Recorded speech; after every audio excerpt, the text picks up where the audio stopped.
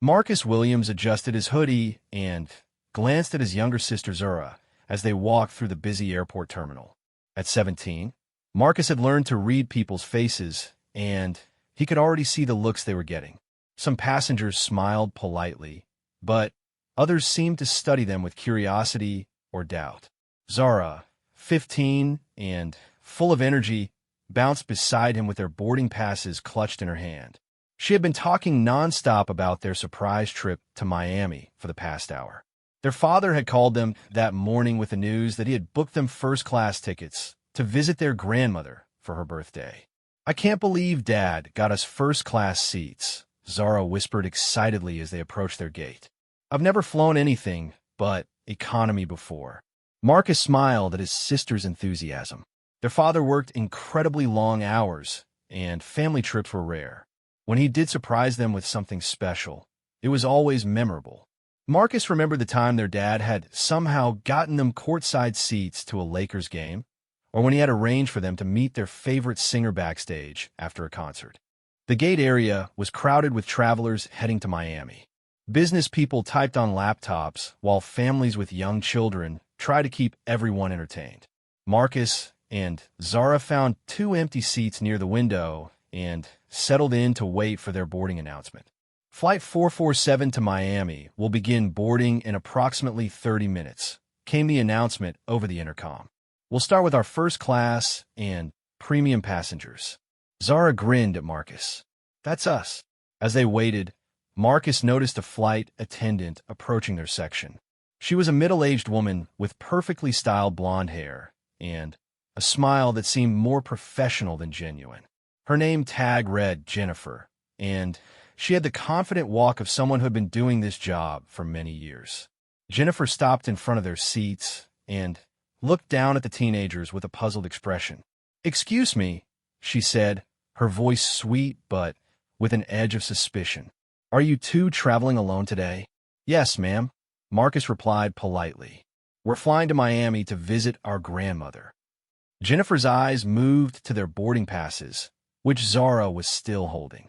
"And those tickets, may I take a look at them?" Zara handed over the boarding passes without hesitation. Jennifer examined them carefully, turning them over and studying every detail. Her eyebrows raised slightly when she saw the first-class designation. "These are first-class tickets," Jennifer said, as if the teenagers might not have known this fact.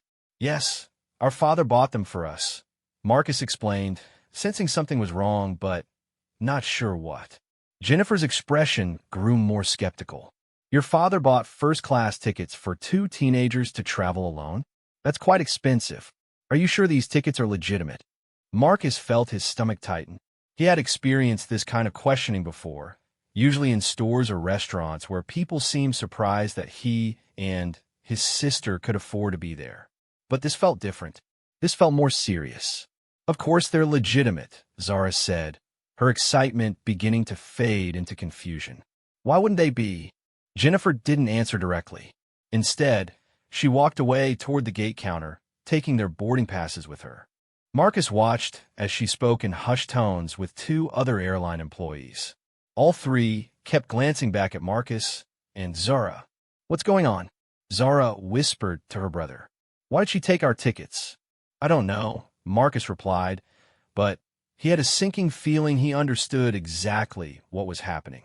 He had seen this look before, the assumption that 2 black teenagers couldn't possibly belong in first class without there being some mistake or problem. After several minutes, Jennifer returned with a male supervisor. He was tall and thin with graying hair and wore a more formal uniform than the other staff members. His expression was stern as he approached the siblings. "I'm going to need to ask you both to come with me," the supervisor said in a voice that made it clear this wasn't really a request. "Why?" Marcus asked, standing up slowly. "What's wrong with our tickets?" "We need to verify some information," the supervisor replied. "There seems to be some irregularity with your booking." Other passengers in the gate area were beginning to notice the commotion. Marcus could feel their stares and hear the whispered conversation starting around them. Some people looked sympathetic, while others seemed to assume the teenagers had done something wrong. Zara stood up beside her brother, her face flushed with embarrassment and growing anger. "This is ridiculous," she said loudly enough for nearby passengers to hear. "We haven't done anything wrong." The supervisor held up his hand. "Please keep your voice down. We're just following standard procedure." "Standard procedure for what?" Marcus demanded, his own anger beginning to rise. "For black kids having first-class tickets." The supervisor's face reddened slightly. "This has nothing to do with race. We simply need to verify that these tickets were purchased legitimately." Jennifer nodded in agreement. "We see a lot of ticket fraud, especially with expensive seats like these. When unaccompanied minors have first-class tickets, we have to be extra careful." Marcus wanted to point out that he had seen plenty of other teenagers in the first-class section of flights before, and none of them had been questioned like this. But he also knew that making a scene would probably only make things worse. "Fine," he said through gritted teeth. "What do you need us to do?" The supervisor gestured toward a small office area behind the gate counter. "We'll need to contact the person who purchased these tickets and verify the payment method. This shouldn't take long if everything is legitimate." As they walked toward the office, Marcus felt the eyes of everyone in the gate area following them. He heard someone whisper, "I knew something was off about those kids." Another voice said, "They probably stole those tickets." Zara grabbed Marcus's hand, and he could feel her trembling slightly. She wasn't used to this kind of treatment. Their father had always worked hard to shield his children from the worst of people's prejudices, but he couldn't protect them from everything. In the small office, the supervisor sat behind a desk, while Jennifer stood by the door. The space felt cramped and uncomfortable, more like an interrogation room than customer service area. "I'm going to need contact information for whoever purchased these tickets," the supervisor said, pulling out a form. "Phone number, email address, and credit card information." Marcus hesitated. His father was probably in an important meeting right now.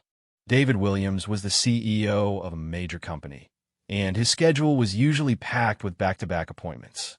But Marcus also knew his father would want to know what was happening.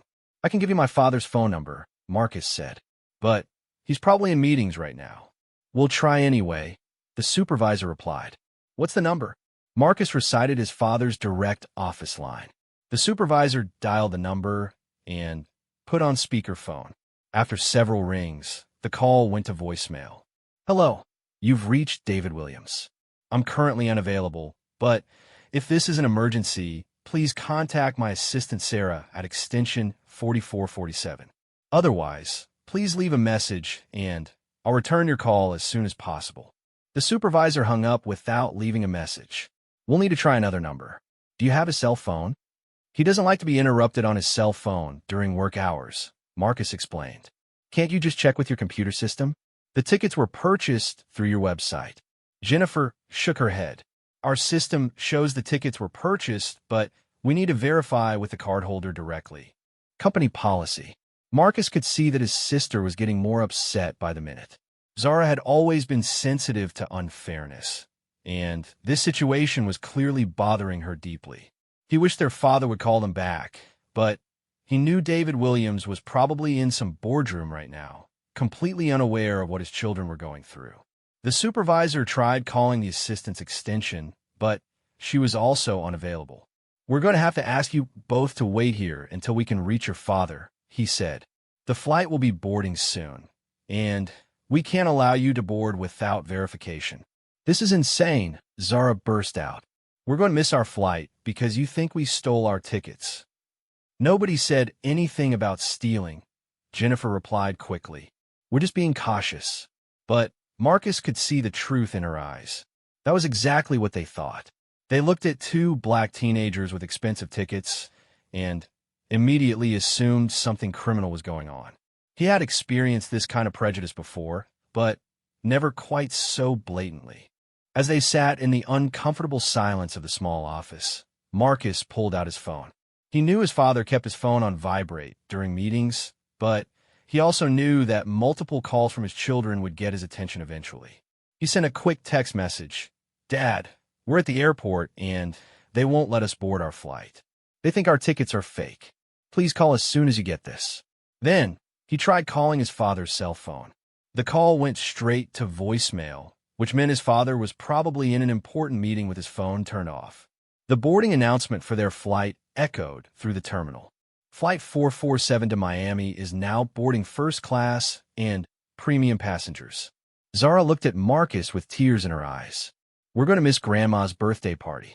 No, we're not, Marcus said firmly, though he wasn't entirely sure how he was going to make that promise come true. Dad will call back, and this will all get sorted out. But as the minutes ticked by and more boarding announcements were made, Marcus began to worry that they really might miss their flight. And more than that, he was angry. Angry at the assumptions people made about him and his sister.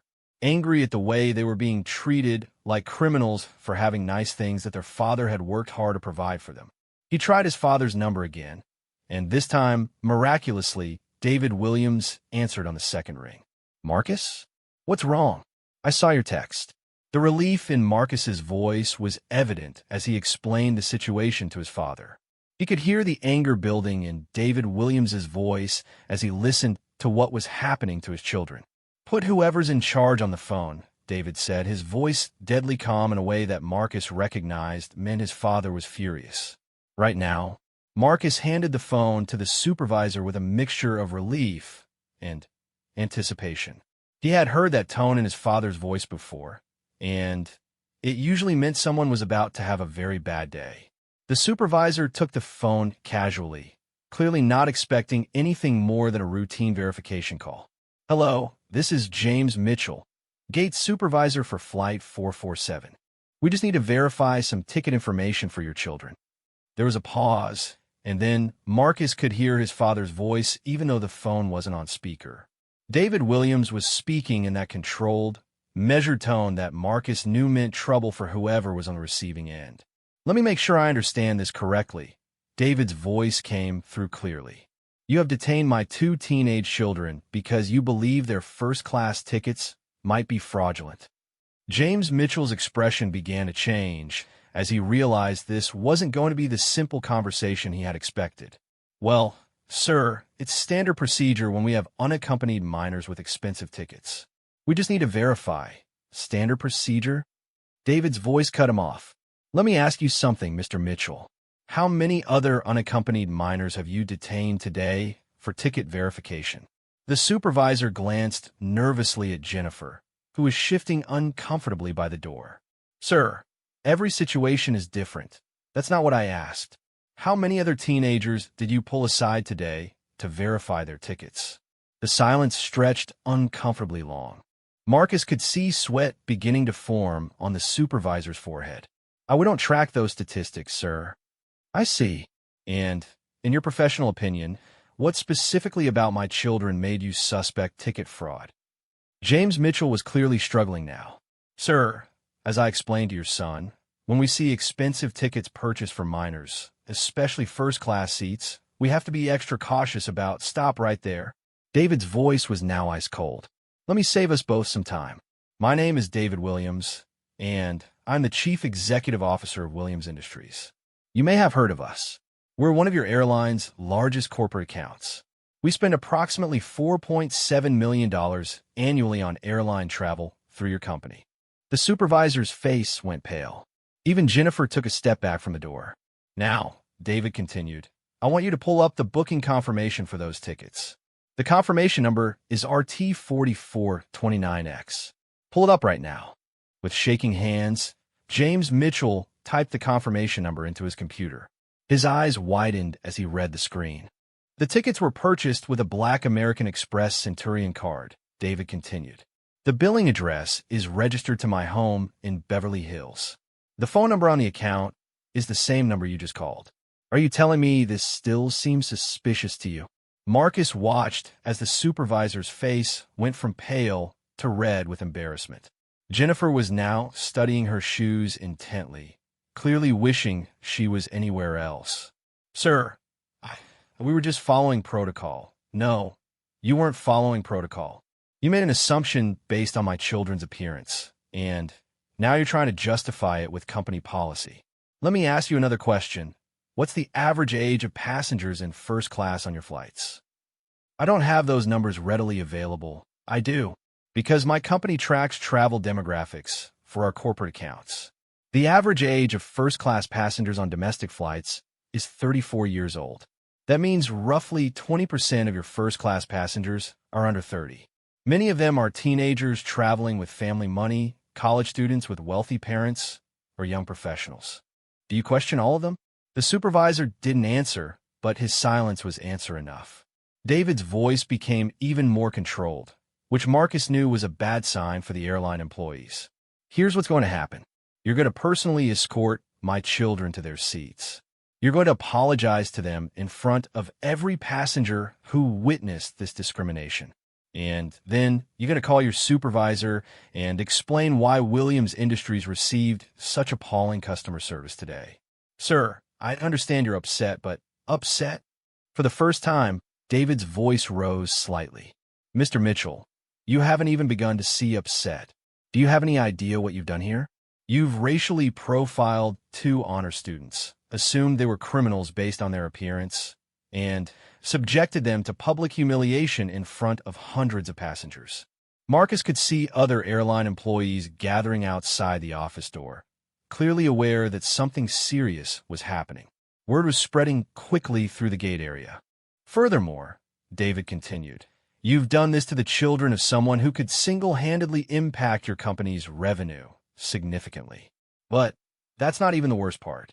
The worst part is that you've taught my 15-year-old daughter that no matter how hard her family works, no matter how successful we become, people will still look at her and assume she doesn't belong.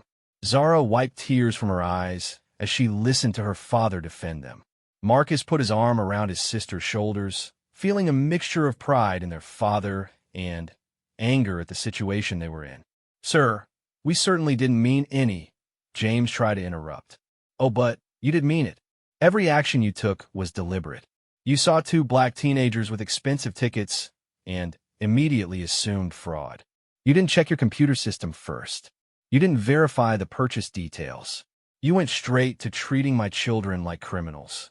The supervisor looked desperately at Jennifer for support, but she was now actively avoiding eye contact with everyone in the room. Now, let me tell you who you're dealing with, David continued. I sit on the board of directors for 3 Fortune 500 companies. I'm a member of the National Association of Corporate Directors. I have lunch with CEOs who could shut down your airline with a phone call. But more importantly, I'm a father whose children were just discriminated against. And that makes me very, very motivated to ensure this never happens to anyone else. Marcus could hear the boarding announcements continuing in the background. They were now boarding general passengers, which meant the flight would be leaving soon. Sir, if we could just move past this and get your children on their flight, James attempted. Move past this. David's laugh was humorless. Mr. Mitchell, this conversation is just getting started.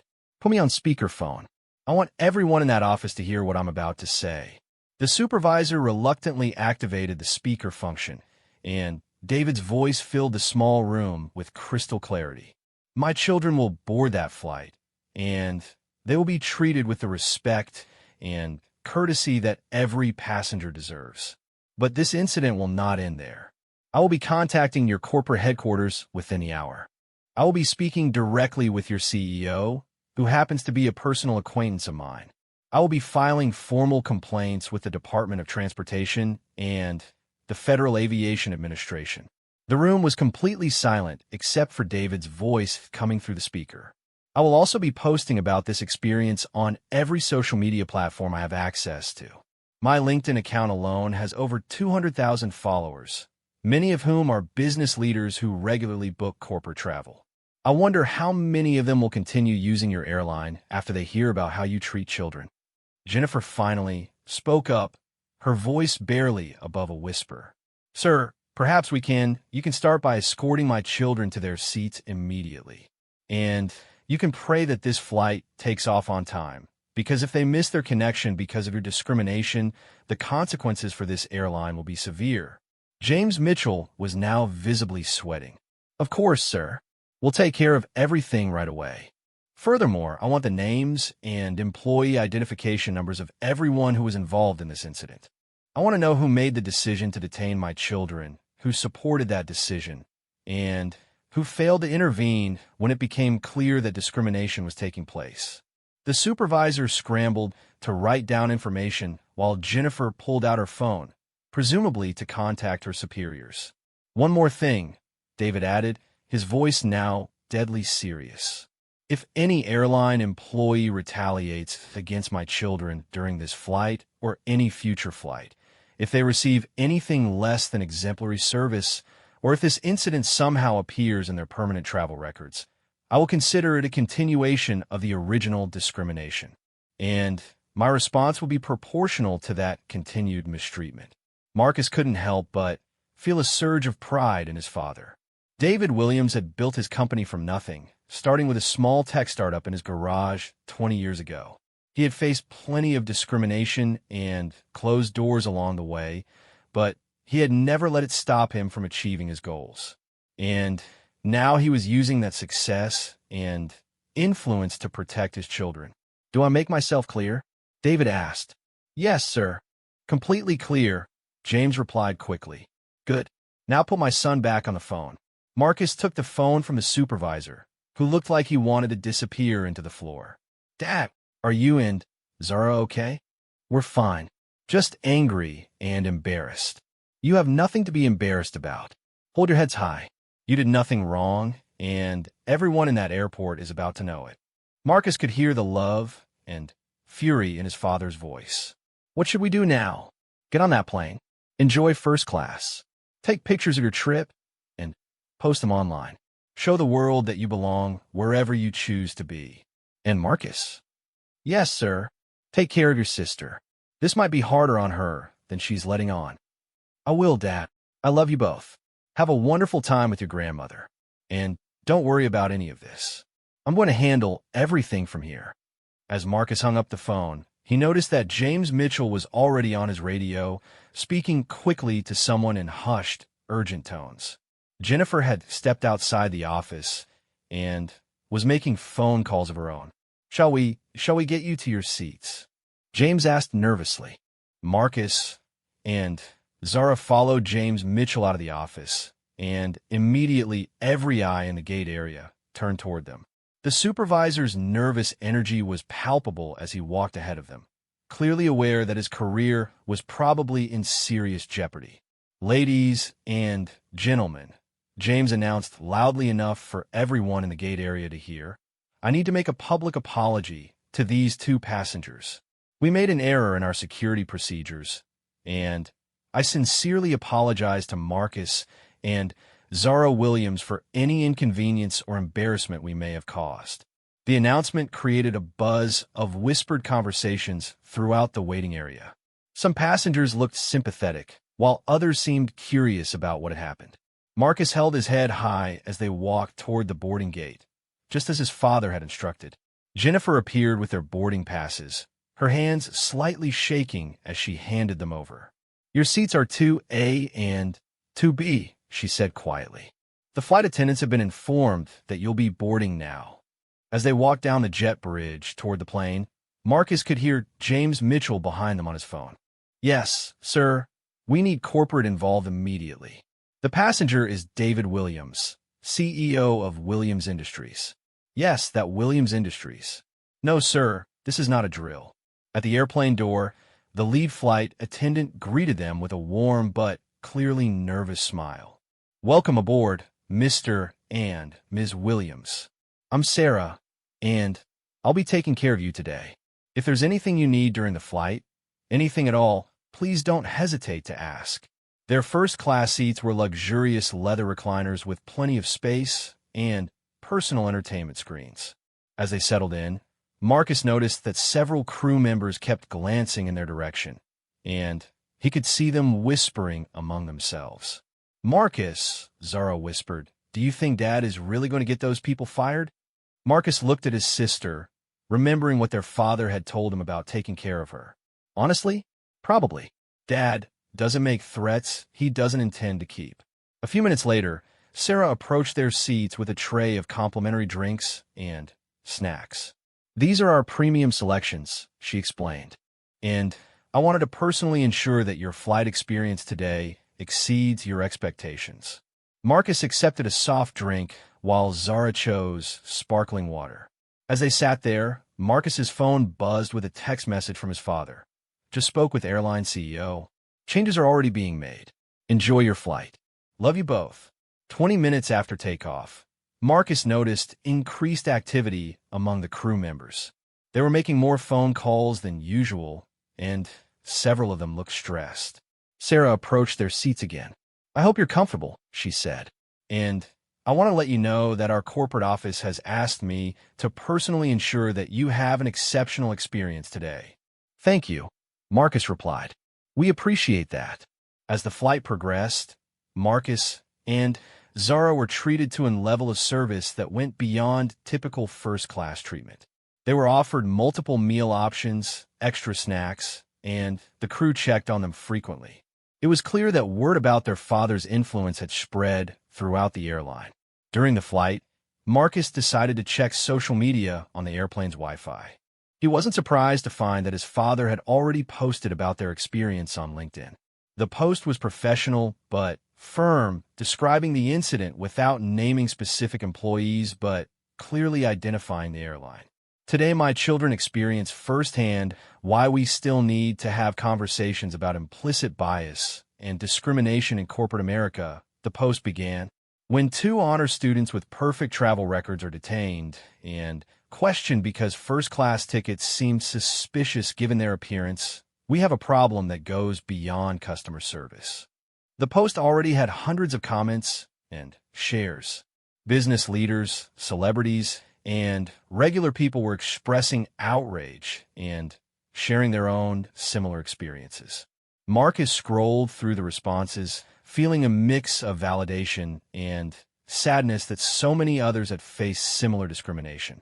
One comment that stood out was from another CEO. David, this is unacceptable. My company spends millions annually with this airline, and we'll be reviewing all of our corporate travel arrangements after reading this. Another business leader had written, these implicit biases in customer service are exactly why diversity and inclusion training isn't optional anymore. It's a business necessity. As they began their descent into Miami, Sarah approached them one final time. Mr. and Ms. Williams, I wanted to personally thank you for flying with us today, despite the unfortunate circumstances at the gate. Your father spoke with our CEO during the flight, and I wanted you to know that we take this matter very seriously. What's going to happen to the people who caused the problem? Zara asked directly. Sarah paused, clearly choosing her words carefully. I can tell you that there will be immediate changes in our gate procedures and additional training for all customer service personnel. Beyond that, I'm not privy to the specific disciplinary actions, but I can assure you that this incident is being treated with the highest level of seriousness. After they landed and were walking through the Miami airport, Marcus's phone rang. It was their father. How was the flight? David asked. Much better than the airport, Marcus replied. It definitely got the message. Good. I wanted to update you on what's happening. I spoke directly with the airline CEO during your flight. The gate supervisor, James Mitchell, has been terminated immediately. The flight attendant who initiated the incident, Jennifer, has been suspended pending a full investigation. Marcus stopped walking, surprised by how quickly things had moved. Already, when I told them I was considering pulling our entire corporate account and encouraging other business leaders to do the same, they moved very quickly. The CEO apologized personally and assured me that this type of discrimination would not be tolerated in their organization. What about the other employees who were involved? Everyone who was present during the incident is required to complete additional sensitivity training. The gate area supervisor who should have intervened is being reassigned, and the airline is implementing new procedures for handling ticket verification to prevent this from happening again. Zara had been listening to the conversation. Dad, did you really get them fired just for questioning our tickets? David's voice became serious. Zara, they weren't fired for questioning your tickets. They were fired for the way they questioned your tickets. There's a difference between security procedures and discrimination. What happened to you was discrimination, and there have to be consequences for that. As they waited for their luggage, Marcus noticed several people staring at them and whispering. He realized that their father's social media post was probably already spreading beyond LinkedIn to other platforms. Sure enough, when he checked his phone, he found that their story was being shared on Twitter, Facebook, and Instagram. Someone had even created a hashtag #FirstClassWhileBlack. The story was resonating with people who had experienced similar discrimination. Their grandmother was waiting for them at baggage claim with tears in her eyes. She had clearly heard about what happened. "My babies," she said, hugging them both tightly. "I'm so proud of how you handled yourselves today." "Grandma, you heard about it already?" Zara asked. "Honey, the whole internet has heard about it. Your father's post has been shared thousands of times. People are talking about this everywhere." During the drive to their grandmother's house, she told them that local news stations were already picking up the story. "Channel 7 called me asking for an interview," she said. "I told them you're here to celebrate my birthday, not to talk to reporters." That evening, as they sat on their grandmother's porch overlooking the ocean, Marcus and Zara reflected on the day's events. Their phones kept buzzing with notifications as their father's post continued to spread across social media. "Do you think we did the right thing?" Zara asked. "I mean, those people lost their jobs." Marcus thought about the question carefully. "They lost their jobs because of what they did, not because of what we did. We didn't ask Dad to get anyone fired. We just asked him to help us get on our flight." "But still, Zara, think about it this way. How many other kids do you think have been treated the way we were treated today? How many of them didn't have a father who could make phone calls to CEOs? How many of them just accepted the discrimination and missed their flights?" Zara nodded slowly. "So maybe this prevents it from happening to someone else." "Exactly. Dad always taught us that with privilege comes responsibility. We have the privilege of having a father who can fight for us when we're treated unfairly. But that means we have the responsibility to fight for people who don't have those advantages." Their grandmother smiled from a rocking chair. "Your father raised you too, right? This wasn't about revenge or getting people in trouble. This was about making sure that what happened to you doesn't happen to other children." Over the next few days, the story continued to gain momentum. The airline issued a public statement apologizing for the incident and announcing new training programs for all customer service employees. Other airlines began reviewing their own procedures to avoid similar situations. Marcus and Zara received messages from teenagers around the country who had experienced similar discrimination in various settings. Many thanked them for speaking up and making the issue visible. "I was kicked out of a department store last month because a security guard thought I couldn't afford to shop there," one message read. "Seeing your story made me realize I should have reported it instead of just walking away." Another message said, "My family was questioned at a hotel when we tried to check into our suite. We just accepted it and checked in anyway. I wish we had stood up for ourselves like your father did." The incident also sparked broader conversations about implicit bias in customer service industries. Business schools began using it as a case study in their diversity and inclusion courses. Corporate training programs added it to their examples of how unconscious bias can impact customer relationships. But perhaps the most meaningful outcome came a month later when their father received a letter from a young black girl in Chicago. She wrote that she had been afraid to pursue her dream of becoming a pilot because she worried about facing discrimination in the aviation industry. After reading about Marcus and Zara's experience and how their father fought for them, she decided to apply to flight school anyway. "Your children showed me that I don't have to accept being treated differently," she wrote. "And you showed me that there are people who will fight for what's right, even when it's difficult." David Williams framed that letter and hung it in his office next to pictures of Marcus and Zara. When visitors asked about it, he would tell them the story of the day his children learned that standing up for yourself isn't just about personal dignity. It's about creating a better world for everyone who comes after you. The airline incident became a turning point for the Williams family, not because of the discrimination they faced, but because of how they chose to respond to it. They used their privilege and platform to create change, turning a painful experience into an opportunity to make things better for others. And whenever Marcus and Zara flew after that, they always remembered their father's words. Hold your heads high. You belong wherever you choose to be. But more than that, they remembered their responsibility to ensure that every child, regardless of their background, could feel the same confidence and dignity when they traveled through the world.